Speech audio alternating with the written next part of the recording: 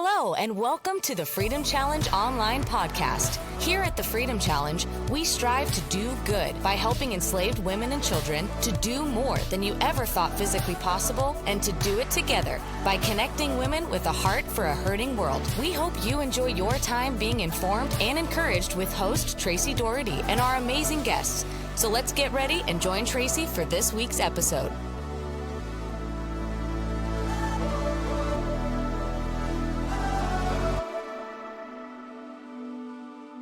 Welcome back. This is your host and the director of the Freedom Challenge, Tracy Doherty. Today's conversation is going to be a special one, looking behind the scenes on what it actually is like to step out in faith and create your own My Challenge. And today we're joined by a very special friend, a Freedom sister, Dawn Hesse. She organized a 45-mile coastal walk in California, right in my hometown. She brought women together in this community, and not only did she raise awareness and funds that fight against human trafficking, but she brought a lot of people together, and they built their own story of their yes to starting something that she'd never done, yes to inviting others into her journey, and yes to figuring out all of the pieces along the way. In this episode, we're going to talk about what it was like for her to organize that and what it might be like for you to be inspired and challenged to do the same. God invited her into what he was already doing, and she said yes. So if you've ever wondered about doing something like this that would not just challenge you physically, but emotionally and spiritually, increase your capacity for God's kingdom work, you're going to be blessed today. So you've gone through your own journey these last couple of weeks, and I can't wait to unfold this story with our listeners today. So can you introduce yourself, talk a little bit about how we got here, give us a snippet about who you are? Wife, mother, grandmother, and getting into this human trafficking space came from that trip to Moldova that you invited me to. Coming back from Moldova and just basically doing a Google search of human trafficking in San Diego, and was really surprised. Our district attorney in San Diego does a phenomenal job of tackling and bringing awareness. So came across some information, statistics, and all of those things.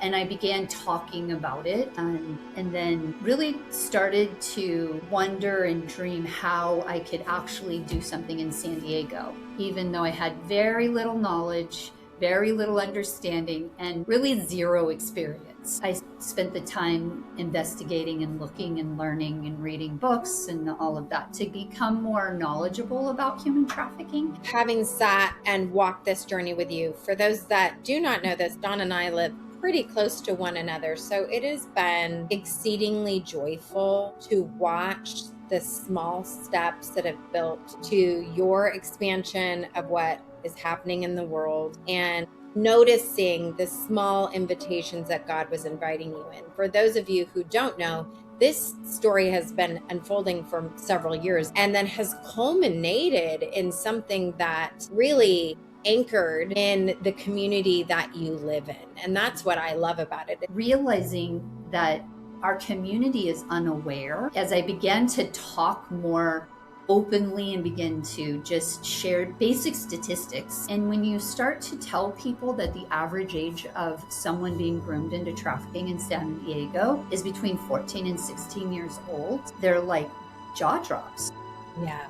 We have a Pretty Woman movie kind of glamorized impression of what's going on, and we don't really understand the true exploitation that is happening and grooming that's going on, and that it is affecting every community, every city within San Diego County is affected. But it's also affecting every country in the world. It's a global issue.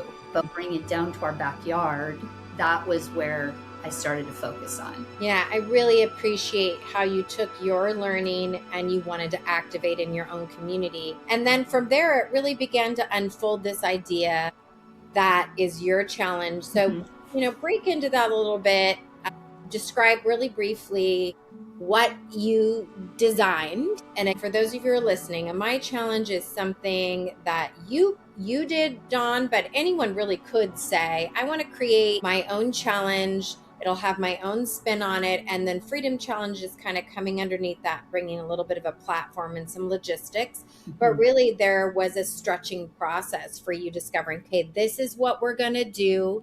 And then I want to tease out some of the maybe surprises and details along the way. So just describe what you did.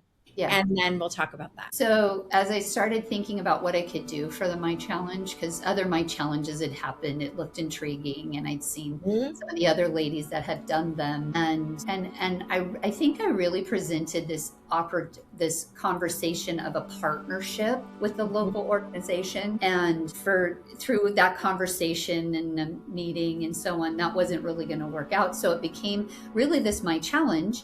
But I'll back up, because really the truth is as I started praying into what I could do, what would that look like? How would we make an impact in San Diego and with Freedom Challenge?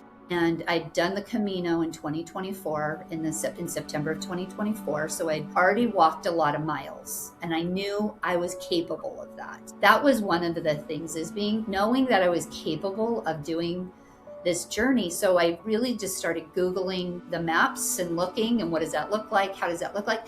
And it also comes from that connection with meeting Wheeler, who worked for Generate Hope, and being at this property, this restoration program.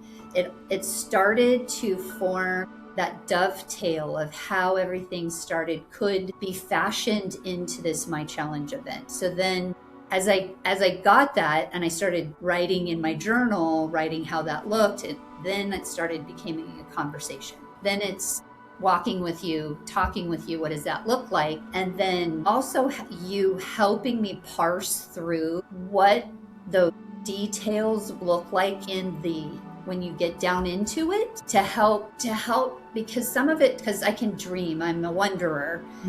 So it was really helpful for me to take the dreaming, wondering, grand, kind of lofty thought and bring it into the specifics. What needs to happen? What are the details of bringing this together? Which I can do to a point. And then as it started taking shape and I started talking more, really shaping it into an actual reality.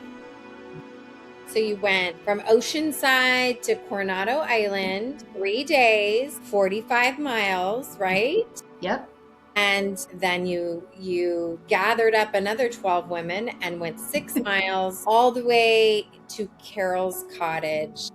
Yeah. And so there was born over time. So again, just historical, what God's doing, you stepping out, you dreaming and wondering, gathering counsel around you to think, what could this be? So then we arrive to this place where you say yes to all that we just discussed. And, you step into that place of not just participating, but leading, dreaming, gathering a team around you.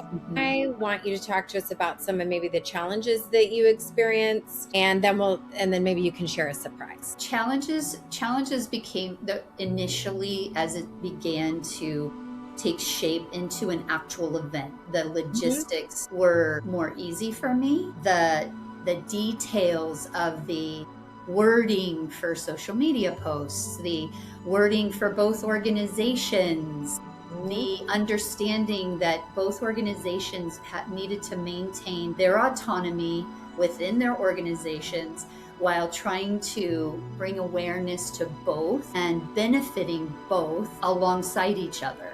Because there were parallel events, really, of Freedom Challenges, that moving, working, and so on.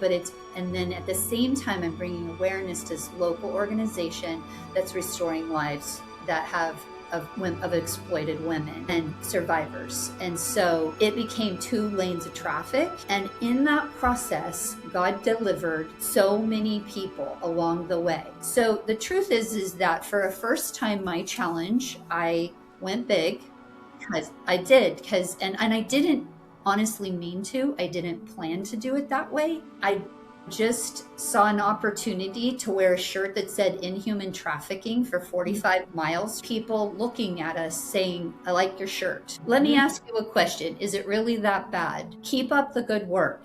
Keep doing, I like what you're doing." And that was the culmination of this whole dream, this whole wonder. So a couple of things about these challenges that I appreciate. First, I love the shirt. I still have mine. I think I wore it yesterday. Mhm. And it does create a pause, which was fabulous. You dreamed that up. That was from your heart. Again, in my challenge, you have all of this creative license. And the one thing that you named as a challenge, but I would also say I appreciate for anyone who would be thinking about a My Challenge, is the fact that you really wanted to have a local representation. I think you said here and around the world. And that really sparked something for the work under our nose, but also the work that we cannot see, that we might forget. And the challenge of making that mutual, which happened because I think in any time, especially in this space, it's easy to become siloed. You're doing your thing, I'm doing my thing. And to actually have mutual respect and honor for one another, cheering one another on roles, and what that looked like practically, Dawn, I'll name, and for those that are listening, is a great representation of women who were local that really knew about Generate Hope, women that knew about the Freedom Challenge, and then a cross-pollination that happened. That is not without a challenge, but I will say that happened beautifully. And I just applaud you for it because it takes a lot. I'd love to hear about a surprise. What was something that surprised you as you were doing your My Challenge, dreaming this up, local and international, and you were organizing and creating this? What surprised you? Surprised by the welcoming and the reaction, having sign up right away and very excited to do that. The fact that you were able to see, oh, God is providing people, resources, information to move this dream forward. That really was cool to watch unfold as well. Well, and it's a surprise to me because for me, seeing myself, which sounds kind of weird, allowing people to help, because it's called a My Challenge, but it isn't. The My encompasses so many people, because if you go into this thinking you have to do every part of this on your own, which is originally how I thought, and I quickly started to realize, and with some counsel for some other friends that are understanding my gifts, which I'm just learning, it became a reality that I had to settle down and just ask for help in the places I needed the help. So those were surprises for me, but those were the beautiful surprises. I will say this, there were some hard surprises in this journey as well that I didn't expect. I didn't expect to get sick. And you still are. And I still am.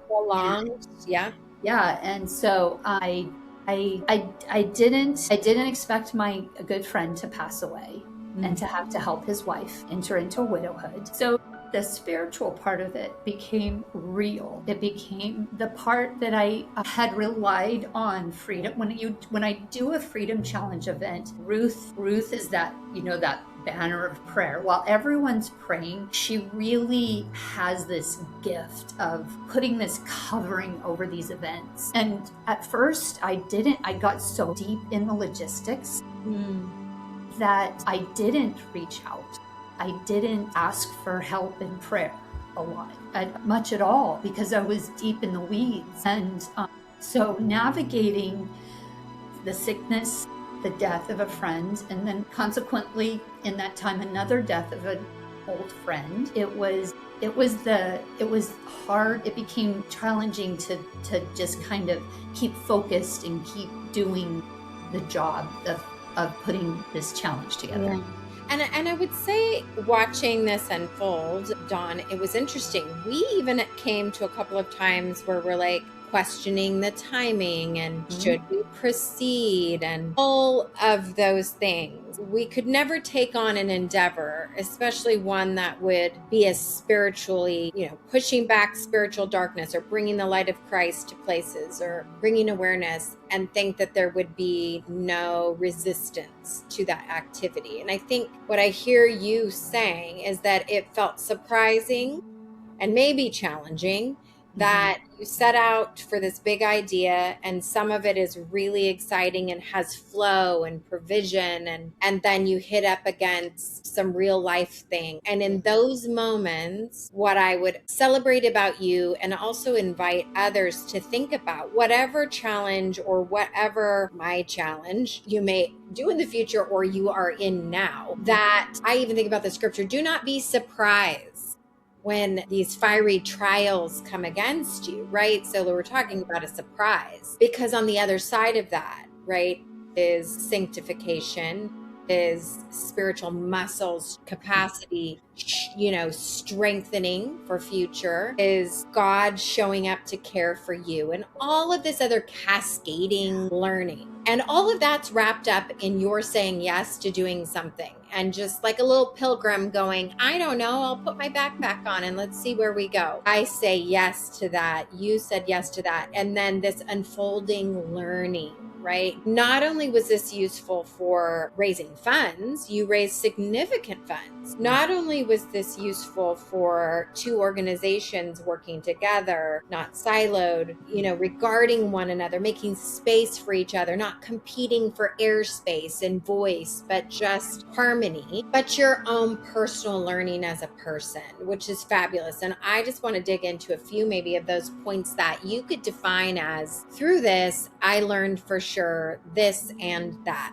What are those this and that? Ask for prayer. When I do my next one, I will have a prayer team from the very beginning. The conversation will go from my dreaming and my journaling to kind of, formulating the structure of what it might look like, to the prayer team that will carry the spiritual weight, because we're not designed to carry the weight of these kinds of fighting off darkness. Is not an individual endeavor. That is what the body of Christ is intended to be. And so that I learned a little bit later. When I was in my early 30s, I was in a Bible study, and the leader of the group, someone was coming, and she kind of lamented that this person was coming, and she always asked for prayer. And it's that thing, it's that little bit. She didn't intend it to be a seed in my heart that would grow a weed. She had no intentions of that. But for me, where I was at that space in time, so fast forward 30 years, and I realized I had grabbed on to that little divisive comment, and it had grown to a place in my life where I didn't want to be a burden asking for prayer.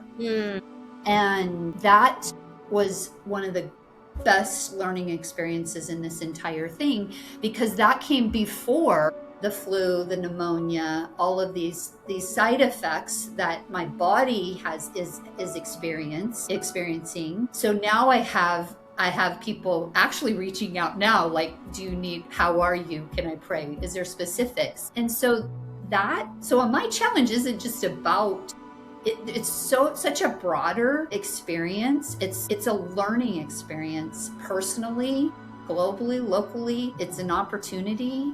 And all of that. So I've learned all that.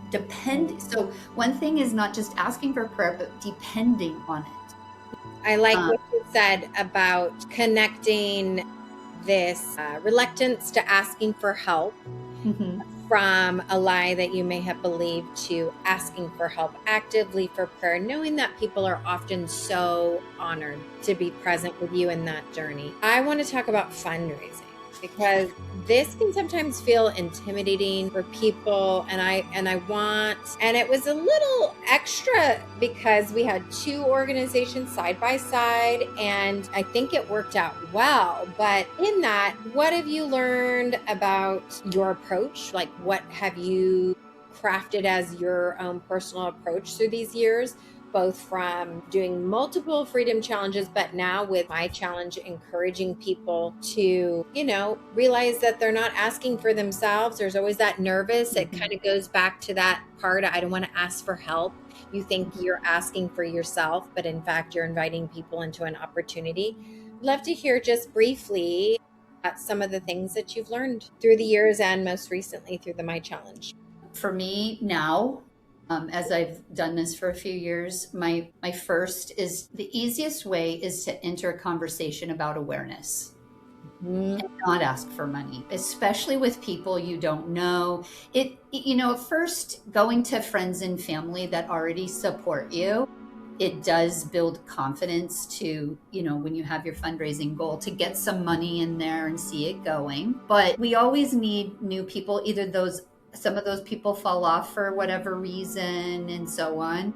But I take every opportunity to any conversation with strangers now to just say what I do. I do this physical challenges to raise awareness and support to fight human trafficking globally and locally. And so they're like, and the question, is it really that big of it? Is it really that big? Yes, it is. And so starting the conversation to help people understand with just a few facts. So in my city, I look at my district attorney's website. So just having that couple of pieces of information that make people go, are you serious? 14 years old, which I just updated. The district attorney in San Diego just updated to 13 to 15. So it's come down. So when you have something that brings people a what, like a questioning, and it makes their mind kind of warble a little bit, because we live in our lanes. We're busy. We're doing our day to day.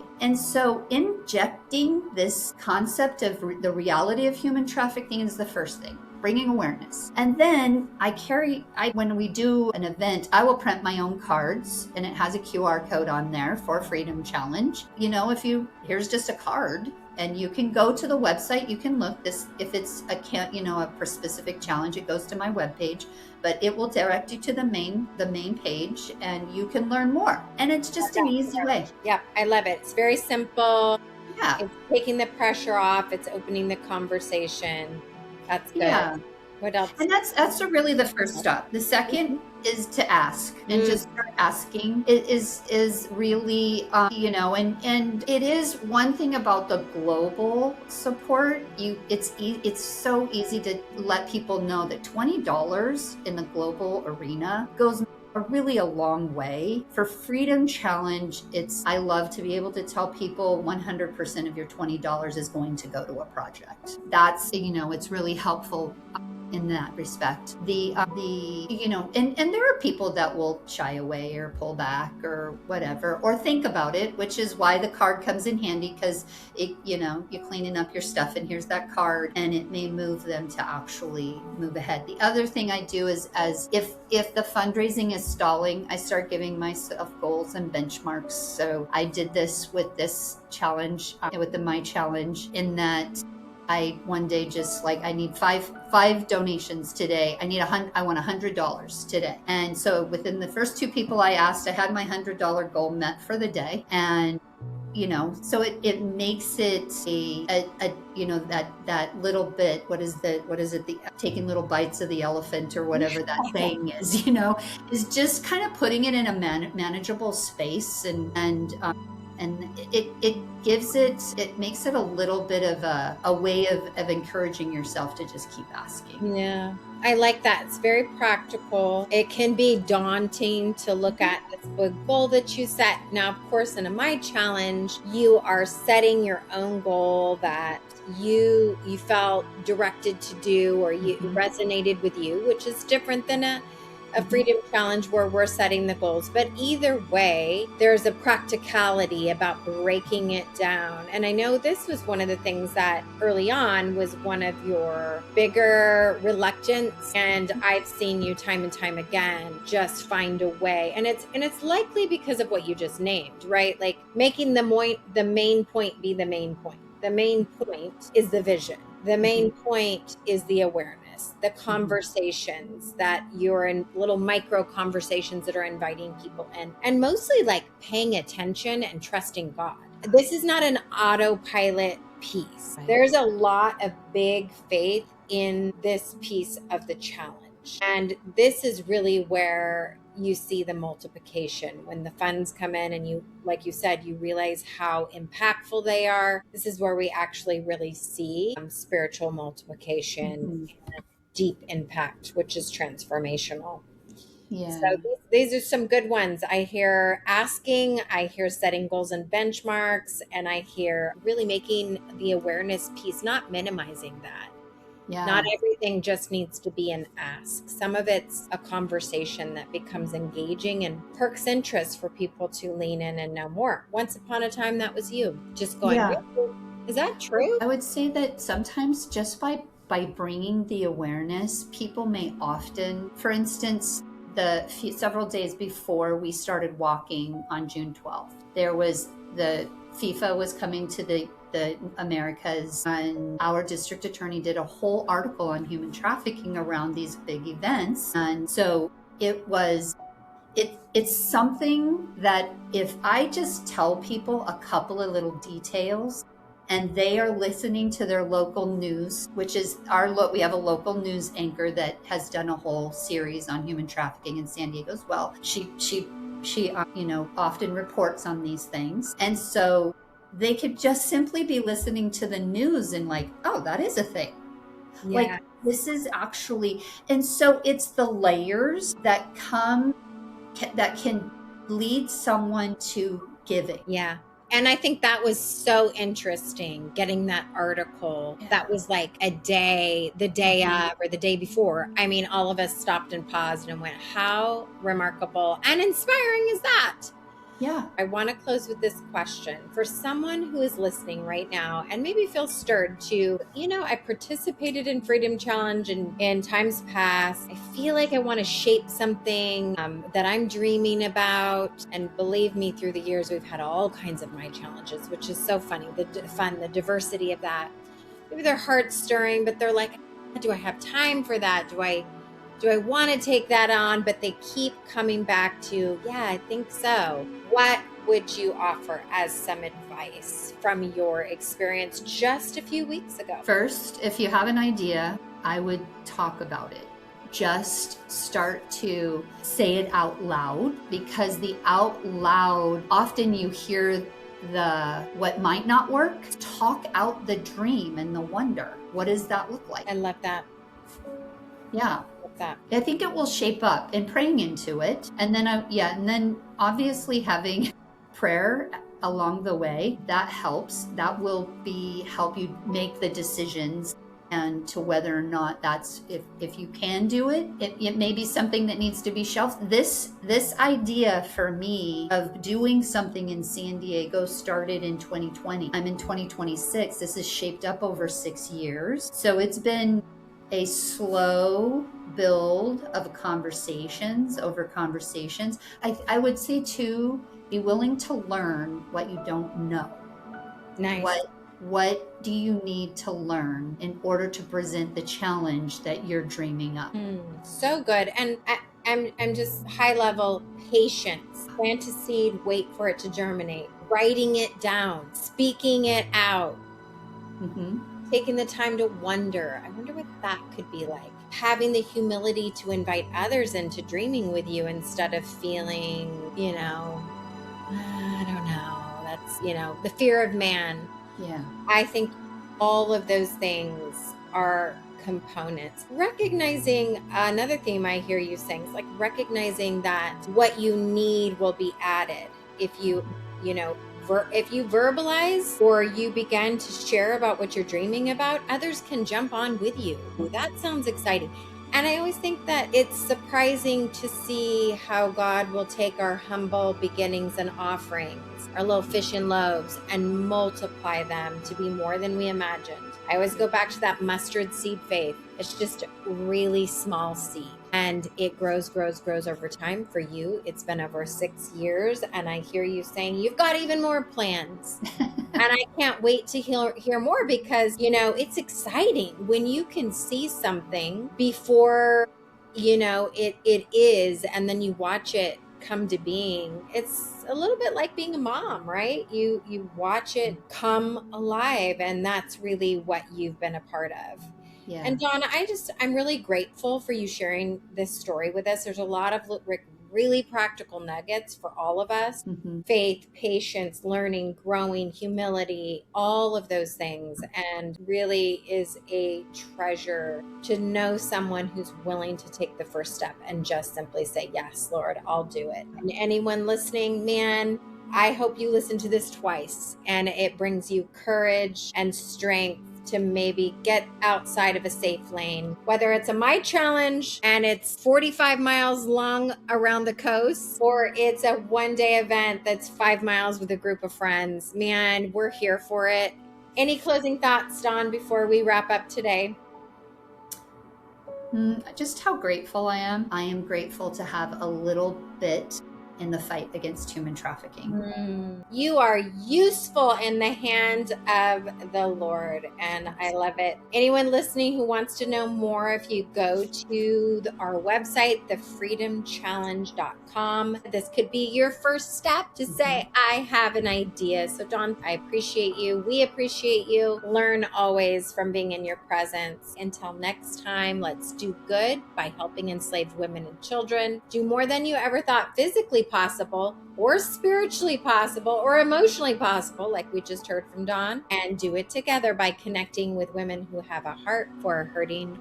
God bless. Thanks for listening to the Freedom Challenge online podcast. If you liked what you heard, join the fight to set women and children on a pathway to freedom across the globe. We are a proud ministry of Operation Mobilization USA and encourage you to learn more at thefreedomchallenge.com and omusa.org for how you can get involved. Follow us on Facebook, on Instagram at the FCUSA, and don't forget to subscribe and leave a review to let us know what you think. We'll see you next time.